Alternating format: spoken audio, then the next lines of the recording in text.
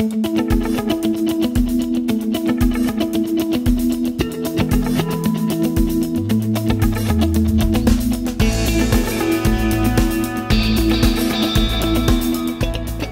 dans la société actuelle, l'accès Internet est devenu un service auquel chacun a le droit de prétendre.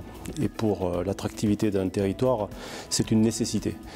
C'est pour cela que le Conseil général s'est engagé fortement dans cette démarche et a souhaité construire un réseau pour prendre de l'avance, pour équiper le territoire et favoriser l'accès au haut et très haut débit. Initialement, la fibre optique a été déployée le long de l'axe A75, qui est la véritable dorsale numérique qui relie en fait la région Auvergne à Montpellier. Et c'est à partir de là que la fibre s'est déployée sur Mende et aujourd'hui irrigue toutes les zones d'activité le long de la 75 et au-delà. Question téléphonie mobile, le programme est achevé. Dans le cadre, en ce qui concerne Internet haut débit et dans le cadre d'un partenariat public-privé avec la région, des mesures ont été prises de telle sorte à pallier toutes les zones blanches et aujourd'hui on peut dire que toutes les communes du département sont couvertes. Et aujourd'hui, grâce à la fibre optique, on est en mesure, grâce à une délégation de services publics, de proposer des offres d'abonnement à très haut débit aux professionnels.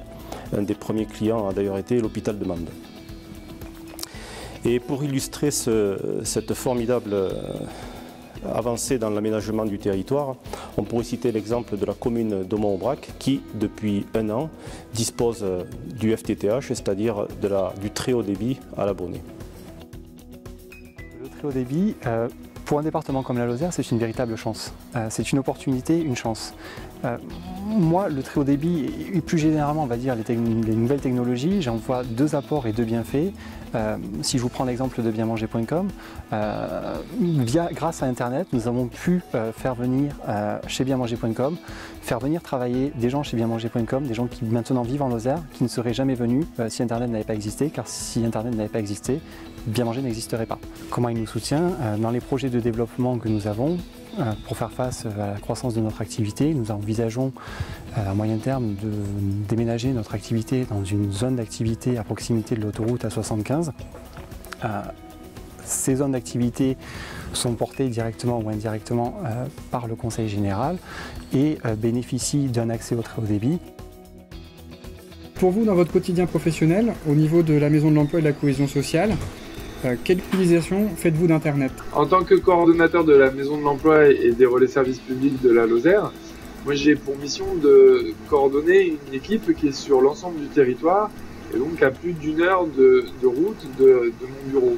Donc pour pouvoir travailler avec mon équipe, j'ai besoin d'être en relation directe avec eux et en relation de proximité. Et cette proximité, je l'ai grâce à la visioconférence. Pour pouvoir faire cette médiation, les animateurs utilisent à 80% les outils numériques.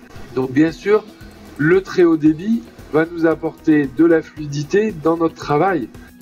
En maths, on y va surtout pour faire quelques exercices et en techno, le professeur il nous donne un site où aller, puis on remplit sur la feuille ce qu'il y a sur le site. Et à la maison, je vais sur certains sites recommandés pour m'aider dans les devoirs ou pour le brevet. Pour communiquer avec mes amis ou pour écouter de la musique en ligne. Je ne joue pas spécialement à des jeux, mais des fois ça m'arrive.